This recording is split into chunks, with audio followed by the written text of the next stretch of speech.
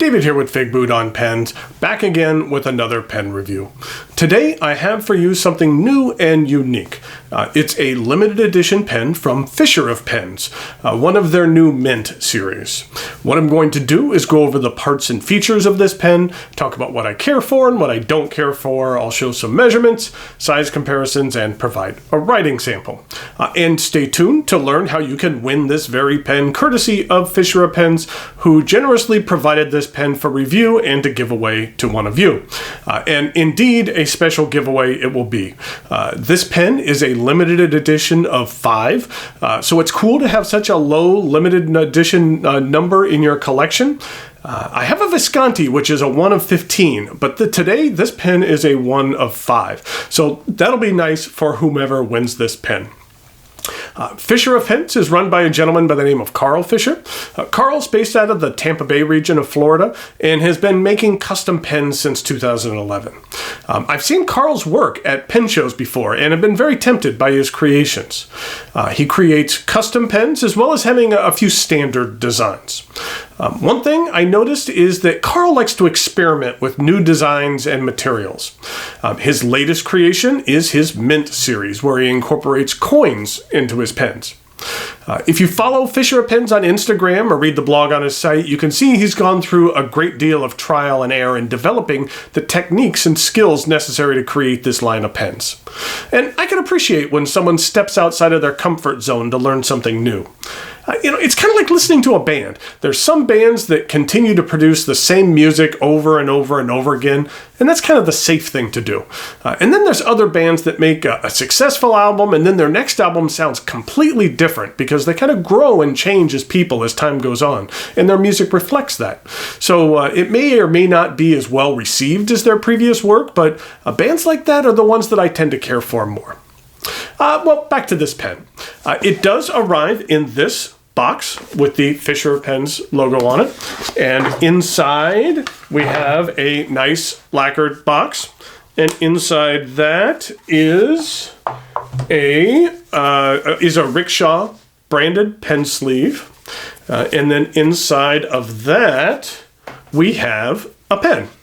This is the Fisher of Pens Mint Series batch number 1. Right off the size, I love the size of this pen. It's substantive, but it's not too heavy. I like pens which are a little larger, and this pen matches those preferences well. This pen is loosely based on one of Carl's Apollo models. The overall size is close to the Apollo, but it's modified slightly with a shorter front section and the addition of a kind of a convex curve to the body to accommodate this flare at the end that's needed for the inset finial. The distinguishing feature of this pen are the coins that are incorporated into both the cap band as well as the end barrel. And we'll take a closer look at the coins here in a minute. This pen is constructed using a Jonathan Brooks aluminite resin, affectionately named Darkside. Aluminite is a brand name of the specific resin used to make this material. I really like this material. It's a real subtle purple. It's not like an in-your-face purple.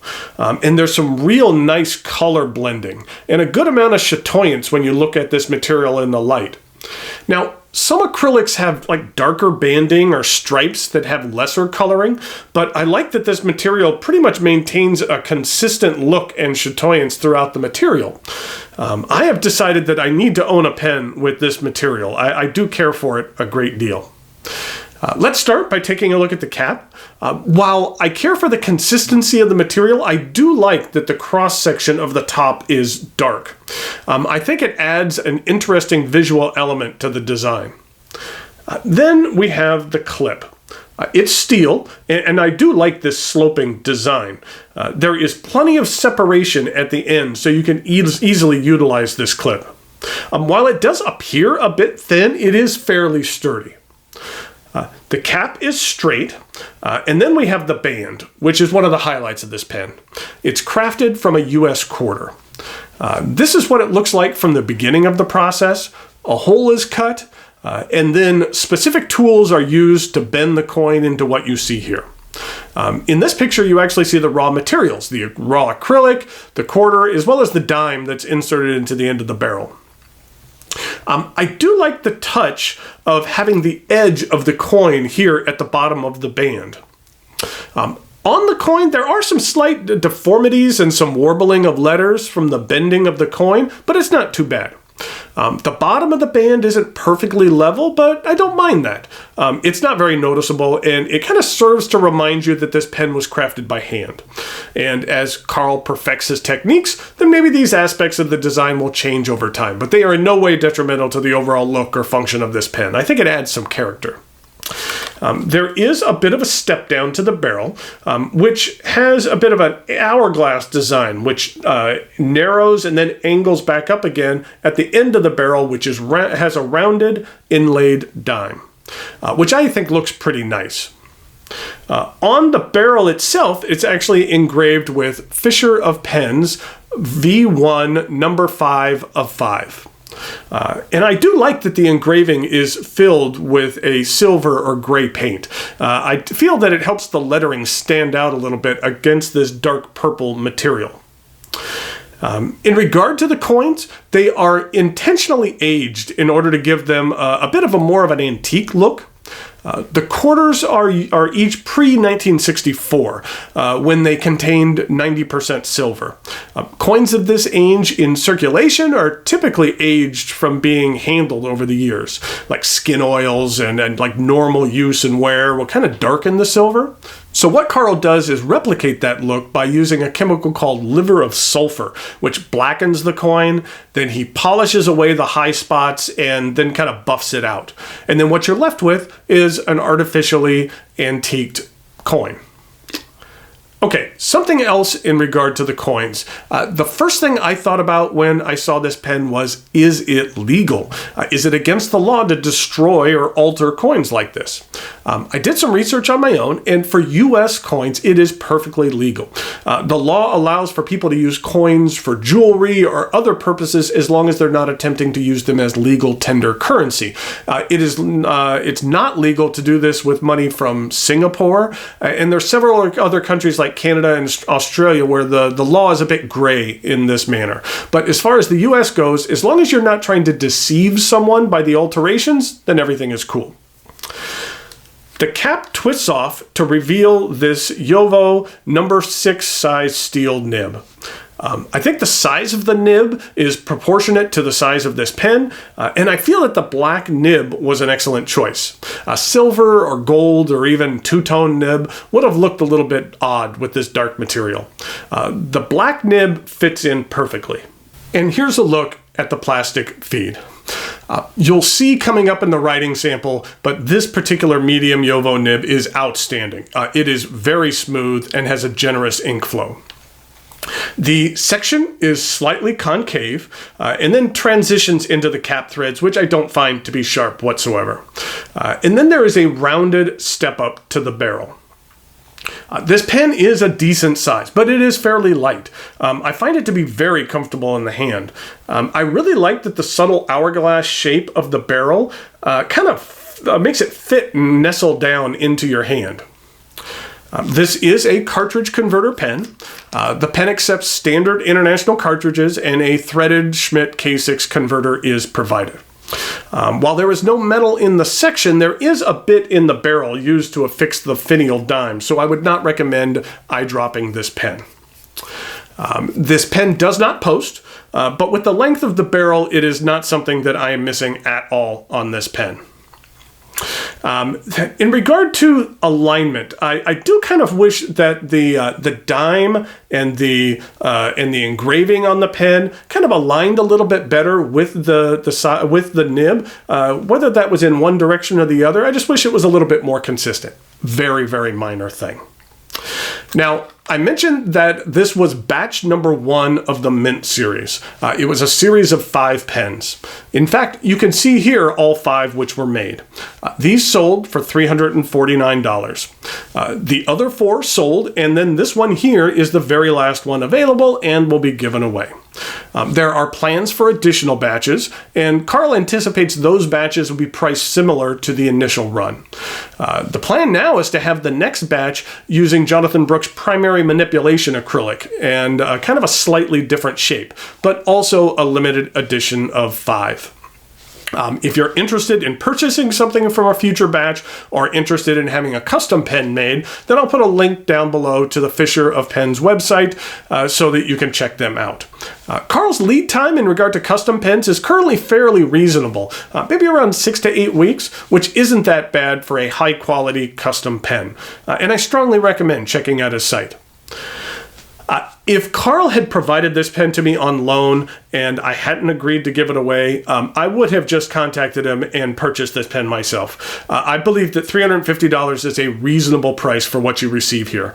A unique custom pen. This pen does check a lot of boxes for me. I like the looks and the feel. It just sits well in the hand, and I love this deep purple Brooks acrylic. The medium nib on this pen is outstanding, and while I'm really not a coin guy, I appreciate the uniqueness of the pen, and I do kind of like to see the quarter and the dime on here. But overall, this is a fantastic pen that I will miss.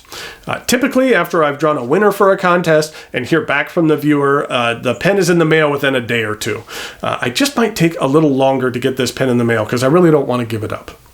Thanks again go out to Carl from Fisher of Pens for providing this pen for review and for giveaway. Speaking of the giveaway, in order to participate, you can register in 2 ways, each providing you with an entry into the drawing.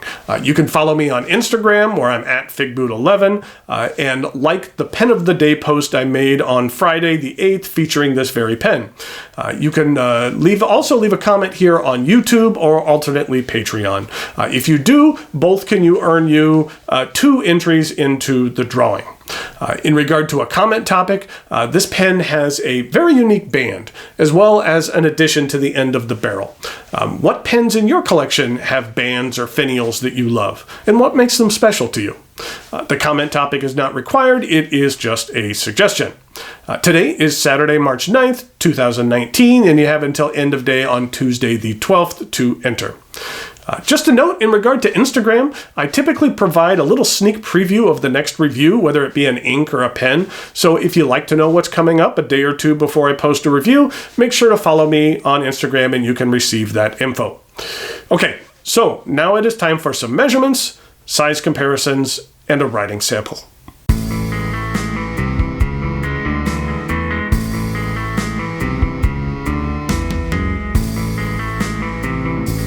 Here we go with some size comparisons for the Fisher of Pens Mint series. This is a fairly large pen. You can see here in comparison, this is a Sailor King of Pen Ebonite. Here is a Mont Blanc 146. And then here is a Platinum 3776. And in regard to some other pens, here it is with a Lamy All-Star, a TWSBI Diamond 580, and then a Diplomat Aero.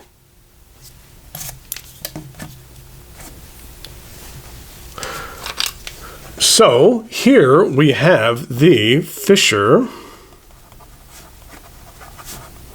of Pens, and we'll just call this the Mint series.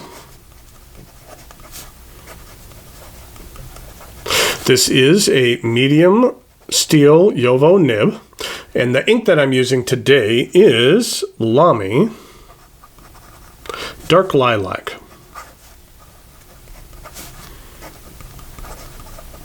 I thought it was a good pairing for this pen. This is what the ink looks like.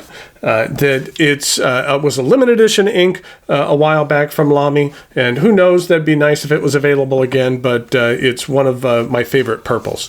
Along with Cross Violet, you can see how it compares to that. Those are some of my favorite that's another one of my favorite darker purples. And then here's another of my favorite purples, the Birmingham Andy Warhol Pop Art Purple, which is a little lighter than the Dark Lilac.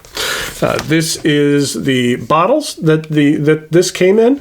I kind of like the shape of the bottles. It's easy to get down to the bottom here. And then it's kind of nice that they have a little swab here that you can use to wipe off your nib when you're done inking up the pen.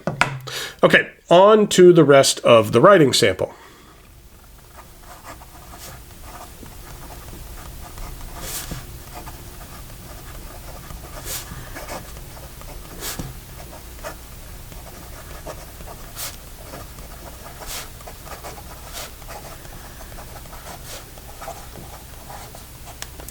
I mentioned it in the during the review, but this Jowo nib is very nice. This is one of the smoothest Jowo nibs that I have used. You're not going to get tons of line variation out of there, but the ink flow in here is rather generous. In regard to reverse writing, it's decent as well. And in regard to some fast writing,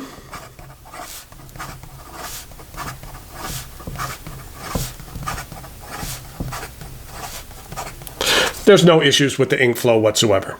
So here we have the Fisher of Pens Mint series. Like I said, if I was not giving this pen away, then I would purchase it myself. I really like this. And so I think that I need to get on a list for one of the future models, or somehow may get another one of these made, because I do care for it. So I'm sure that whoever will end up winning this pen will enjoy it as well.